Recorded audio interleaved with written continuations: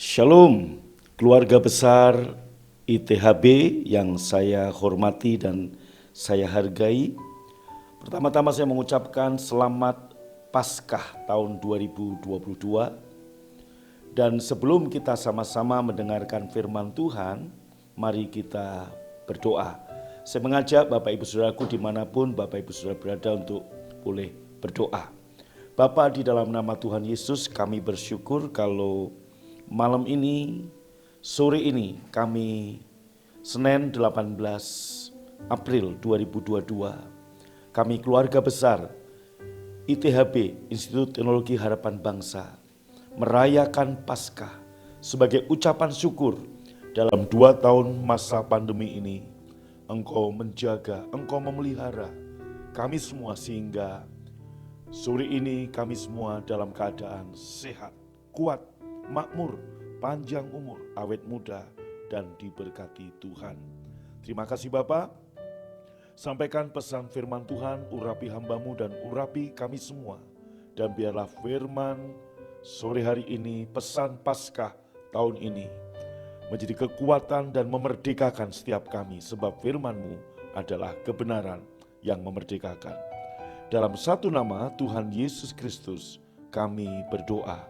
Mari semua yang percaya dan diberkati dalam nama Yesus sama-sama berkata amin. Bapak Ibu keluarga besar ITHB yang saya hormati dan saya kasihi, saya mengajak untuk Bapak Ibu Saudara membuka Alkitab kita dari kitab Kejadian pasal yang ke-15 ayat yang ke-7 sampai dengan nanti saya katakan selesai. Sekali lagi Kejadian pasal 15 mulai ayat yang ke-7. Lagi firman Tuhan kepada Abraham, Akulah Tuhan yang membawa engkau keluar dari Ur Kasdim untuk memberikan negeri ini kepadamu menjadi milikmu. Kata Abraham, ya Tuhan Allah, dari manakah aku tahu bahwa aku memilikinya?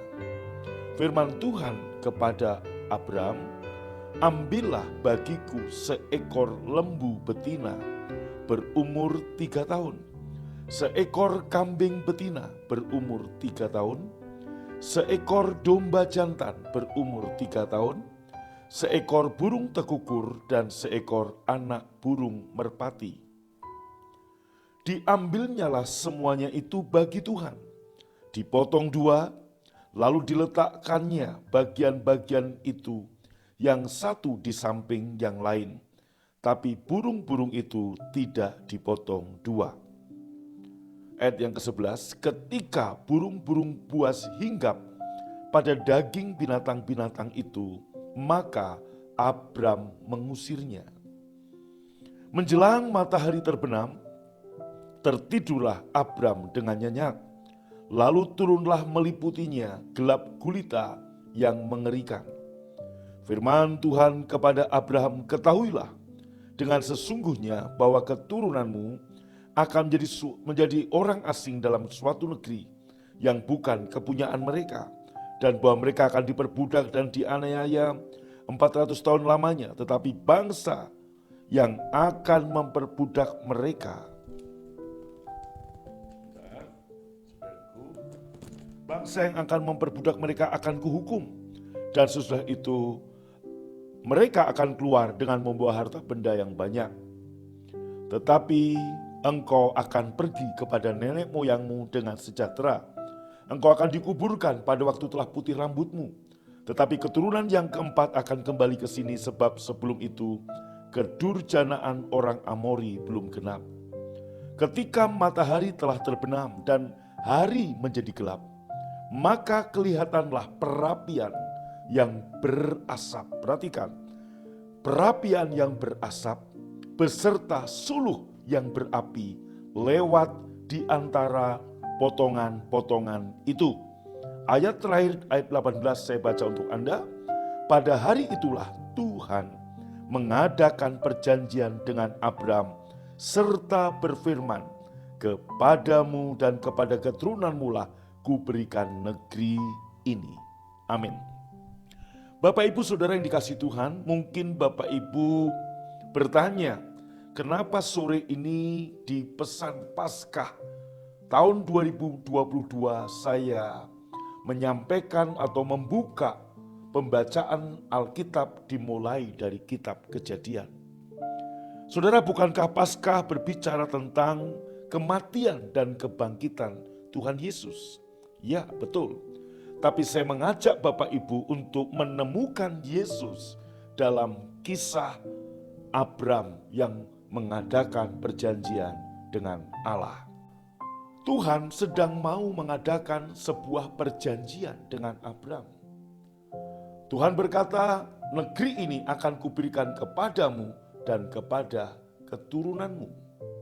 Tetapi kemudian Abram bertanya, dari mana saya tahu bahwa negeri ini akan diberikan kepadaku?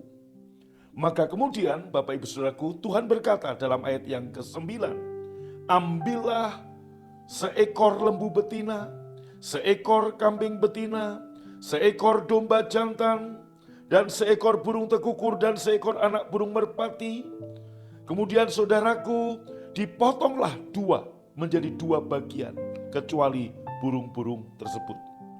Nah saudara, dalam adat Timur Tengah, inilah perjanjian darah yang dilakukan antara Allah dengan Abram. Kenapa Tuhan mengadakan perjanjian darah? Sebab inilah budaya manusia saat itu di Timur Tengah, yaitu mereka mengadakan perjanjian darah. Nah Bapak Ibu, apa yang akan mereka lakukan dalam perjanjian darah itu? Kemudian binatang-binatang yang tadi disembelih, dipotong. Kemudian Tuhan akan berjalan melewati korban tersebut. Dan kemudian Abram juga akan berjalan, saudaraku. Maka mereka akan ketemu, dan saat mereka berjalan, mereka membentuk seperti angka 8. Angka 8 dalam perkalenderan atau dalam bilangan orang-orang Yahudi berbicara adalah sesuatu yang baru, mulai musim yang baru, saudaraku. Maka saat itu Tuhan berkata begini, karena kamu minta tanda, aku udah mengatakan negeri ini akan kuberikan kepadamu. Abram bertanya, dari mana saya tahu negeri ini menjadi milik saya? Sama seperti kalau saudara membeli sebuah mobil, dari mana saudara tahu bahwa mobil itu sudah menjadi milik Anda? Tentunya akan ada sebuah perjanjian yang dimeteraikan dengan meterai 10.000, saudaraku. Nah, hal yang sama Allah berjanji memberikan semuanya kepada Abram, dan Abram bertanya, dari mana saya tahu ini menjadi milik saya? Tuhan bilang, mari kita buat perjanjian. Maka perjanjian dibuat dengan cara seperti kebiasaan pada masa itu, yaitu Abram disuruh mempersiapkan saudara binatang-binatang tadi, dipotong 2, dan kemudian saudara pada saatnya mereka mulai mengadakan perjanjian, maka Tuhan di satu sisi, Abram di satu sisi, begitu perjanjian mereka akan berjalan, saudara. Nah, membentuk seperti angka 8. Artinya begini, saudaraku, Allah melewati korban, Abram melewati korban. Abram kemudian ada di posisi Tuhan, Tuhan kemudian ada di posisi Abram. Dengan demikian, perjanjian itu sah. Tetapi perhatikan ada yang menarik di sini. Ketika saudaraku, ini sebuah perjanjian yang penting, sangat penting. Dan ini adalah meterai, yaitu darah itu sendiri. Ini yang disebut perjanjian darah. Maka Bapak Ibu, ketika burung-burung buas hinggap pada daging binatang-binatang itu, Abram mengusirnya. Karena perjanjian belum dimulai. Nah, ada yang menarik dalam ayat yang ke-12. Menjelang matahari terbenam, tertidurlah Abram dengan nyenyak. Lalu turunlah meliputinya gelap gulita yang mengerikan. Perhatikan baik-baik Bapak Ibu Saudaraku. Di momen yang sangat penting, ketika perjanjian segera dimulai, Abram, Alkitab mengatakan, tertidur dengan nyenyak. Kemudian Tuhan memberikan penglihatan, bla bla bla bla bla bla bla. Nah, mari kita langsung melihat ayat yang saudaraku ke-17. Ketika matahari telah terbenam dan hari menjadi gelap, maka kelihatanlah perapian yang berasap atau tiang awan. Saya sebut perapian yang berasap atau tiang awan beserta suluh yang berapi atau tiang api lewat di antara potongan-potongan daging tersebut. Ayat 18-nya, pada hari itulah Tuhan mengadakan perjanjian dengan Abram. Bapak Ibu, ketika saatnya tiba, Abram justru tertidur. Saya percaya Abram tidak sengaja tertidur. Bagaimana mungkin di hari yang bersejarah, sebuah perjanjian darah antara Allah dengan Abram dibuat tidur. Enggak mungkin Bapak Ibu dia tidur karena kemauan sendiri. Tetapi siapa yang membuat Abraham tertidur? Tentunya Allah sendiri. Maka kita lihat dalam ayat ke-17. Ketika perjanjian itu dimulai, siapa yang melewati korban tadi dan membentuk angka 8. Angka 8 berbicara permulaan yang baru, musim yang baru, harapan yang baru, hidup yang baru dimulai ketika perjanjian itu sudah dilakukan. Siapa yang berjalan? Tiang awan dan tiang api. Siapa tiang awan? Allah sendiri. Dan siapa tiang api? Yesus Kristus Tuhan. Kenapa bukan Abram?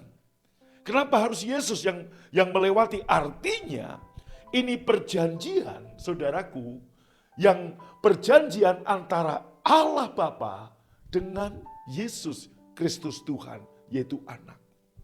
Kenapa bukan Abram? Sebab saudara yang dikasihi Tuhan, keluarga besar ITHB, ada konsekuensi dari sebuah covenant. Ada konsekuensi dari sebuah perjanjian jika salah satu pihak tidak menepati janji. Tentunya dalam perjanjian darah yang dilakukan Allah dengan Abram, Allah tidak mungkin ingkar janji. Allah tidak mungkin tidak menepati janji. Tapi ada sebuah konsekuensi jika Abram gagal melakukan perjanjian atau mentaati perjanjian. Maka Bapak Ibu, menjelang perjanjian itu tiba, waktunya tiba, Tuhan justru membuat Abram tidur nyenyak. Maka tampillah tiang api, yaitu Yesus, dan tiang awan, yaitu Allah Bapa. Berjalan, saudaraku, membentuk angka 8, ketemu di satu titik ini. Maka sahlah perjanjian itu, yaitu perjanjian antara Bapa dengan anak. Yesus, saudaraku, melakukan ini karena Bapa tahu, Yesus tahu, jika Abram yang mengadakan perjanjian, Abram pasti gagal. Abram pasti mengingkari. Abram pasti tidak bisa menepati perjanjian ini. Maka jadi siapa, saudaraku, yang melakukan perjanjian? Yesus mewakili Abram. Yesus mewakili Abraham untuk mengadakan perjanjian dengan Bapa. Sehingga saat Abraham bangun, saudara, tidak ada satupun yang tersisa untuk Abraham lakukan. Tapi tersedia segala sesuatu untuk Abraham nikmati, yaitu apa? Semua yang dijanjikan Tuhan. Bagian Abraham hanya percaya dan menerima, maka semua yang dijanjikan Allah, keselamatan, kemakmuran, dan sebagainya, kesehatan ilahi, kekuatan yang mengalir, itu tersedia bagi Abraham untuk dipercayai dan diterima. Artinya Bapak Ibu, Paskah ini berbicara perjanjian yang baru.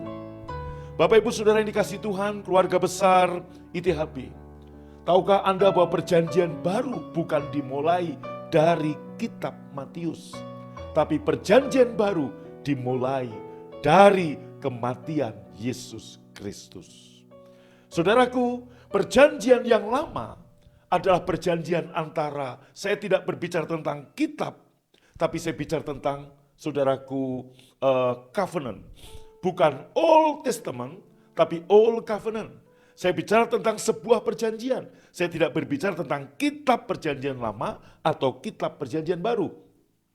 Saya mau menyampaikan bahwa perjanjian lama atau Old Covenant, atau saudaraku menjadi sebuah hukum namanya hukum Taurat, adalah perjanjian antara Allah dengan bangsa Israel. Dan saudaraku, itu bukan perjanjian antara Allah dengan saudara dan saya, tapi itu perjanjian antara Allah dengan bangsa Israel. Nah, bangsa Israel gagal menepati janjinya. Maka firman Tuhan berkata dalam kitab Galatia pasal 3 ayat 11 dan 12, kita tahu bahwa dasar hukum Taurat bukanlah iman, tapi siapa yang melakukannya, dia akan hidup karenanya. Nah, Bapak Ibu yang dikasihi Tuhan, begitu perjanjian baru, kapan perjanjian baru dimulai?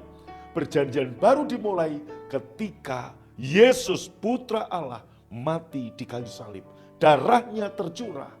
Maka Bapak Ibu saat perjamuan, saudara, Yesus malam terakhir dia mengambil cawan dan dia berkata, inilah cawan perjanjian baru yang dimeteraikan oleh darahku. Nah, saudaraku, perjanjian baru dimulai ketika Yesus mati di kayu salib. Bapak Ibu yang dikasihi Tuhan, nah apa yang terjadi dengan perjanjian Abraham tadi? Itu adalah bayang-bayang dari perjanjian antara Allah dengan saudara dan saya, untuk kita bisa menikmati keselamatan, untuk kita bisa menikmati kesehatan ilahi, kemakmuran dan sebagainya. Allah mau berjanji dengan saudara dan saya, tetapi kita pasti gagal menepati. Maka saudaraku, 1 Yohanes pasal 2, Yesuslah menjadi perantara perjanjian baru. Yesuslah yang mewakili Abraham dalam Kejadian pasal 15 sebagai tiang api berjalan melintasi korban-korban tadi. Yesuslah saudaraku yang mewakili saudara dan saya mengadakan perjanjian dengan Allah Bapa. Maka dalam perjanjian baru Paskah, saudara, saya membuka satu ayat dalam Yohanes pasal 19 ayat 30 berbunyi demikian. Sesudah Yesus meminum anggur asam itu, berkatalah ia, sudah selesai. Saudara, dan kemudian ia mati. Saudara, ketika Yesus di kayu salib, dia berkata, sudah selesai. Dan apa yang terjadi? Tabir bait suci terbelah dua. Dan saudara, itulah awal perjanjian yang baru dimulai, yaitu perjanjian antara Bapa dengan Yesus mewakili kita semua. Yesus mewakili saudara, Yesus mewakili saya, Yesus mewakili kita semua. Sebab upah dosa adalah kematian, upah dosa adalah maut, upah dosa adalah kematian kekal, kematian di bumi, kematian di neraka, dan juga kematian dalam segala bidang. Tetapi saudaraku, Yesuslah yang mau mati untuk kita semua. Maka waktu dia berkata, it finished, sudah selesai, tabir bait suci terbelah. Maka Bapak Ibu Saudara yang dikasihi Tuhan, ketika Abraham bangun dari tidur, tidak ada satupun yang tersisa untuk Abraham lakukan, tapi tersedia segala sesuatu untuk Abraham nikmati dari perjanjian antara tiang awan yaitu Allah Bapa dan tiang api yaitu Yesus. Nah, Paskah juga berbicara perjanjian antara Bapa dengan Yesus yang mewakili kita semua.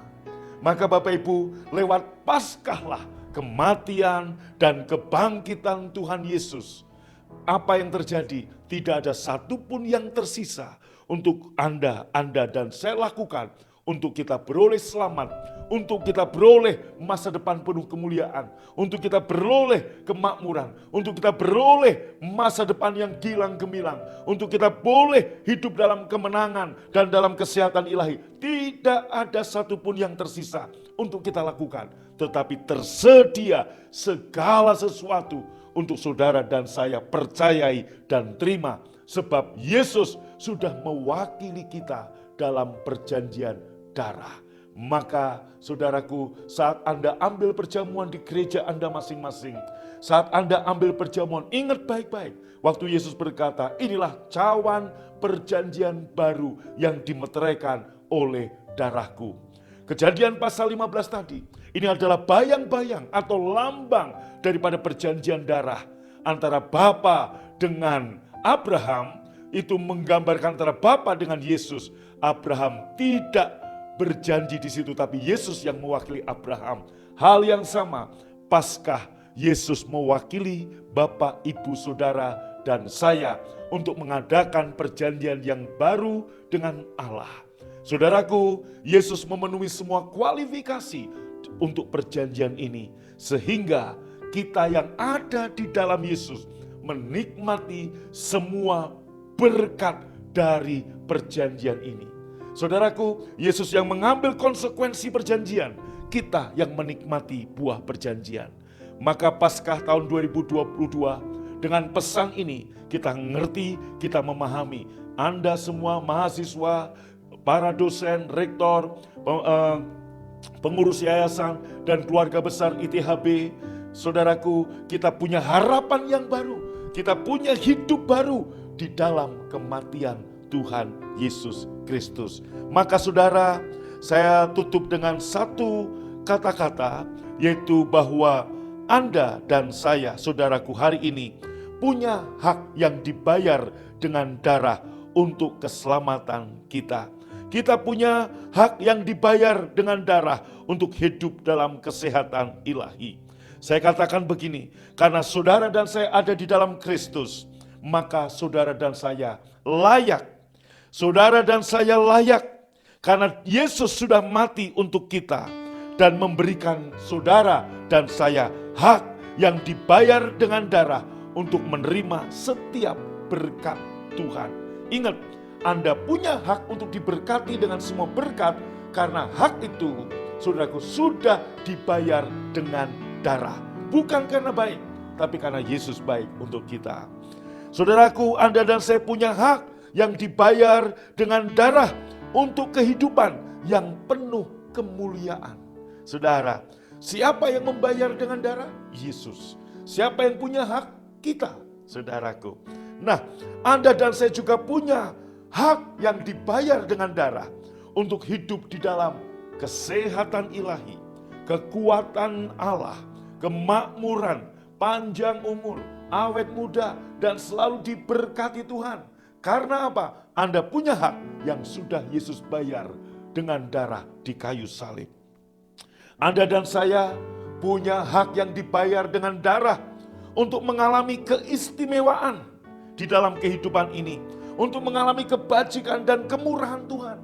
Juga untuk mengalami kemurahan manusia. Saudaraku, kemudian dalam seluruh aspek kehidupan kita. Karena kasih karunia Tuhan Yesus. Kita punya hak yang dibayar dengan darah. Bukan dibayar dengan perbuatan baik kita.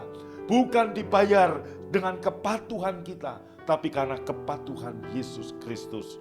Anda dan saya punya hak yang dibayar dengan darah untuk kehidupan yang baik di atas rata-rata.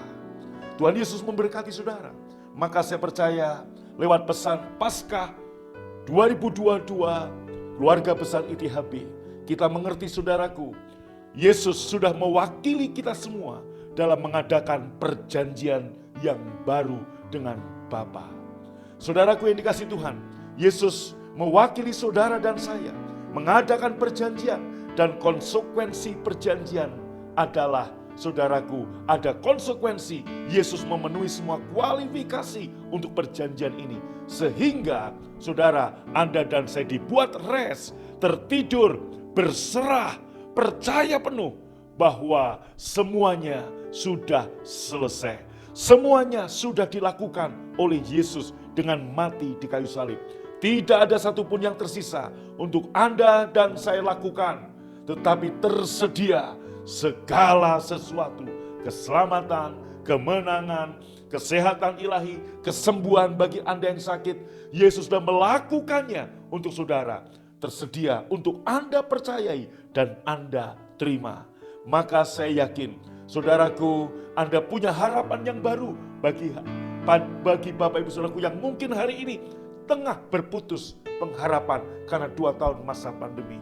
Anda punya hidup yang baru. Ingat, perjanjian tadi membentuk angka 8, musim yang baru, sesuatu yang baru telah tiba. Saya percaya di dalam nama Tuhan Yesus, Anda punya hak untuk mengalami itu semua karena hak Anda sudah dibayar dengan darah. Akhir kata, selamat Paskah tahun 2022, keluarga besar ITHB terus maju, terus berhasil, terus sukses.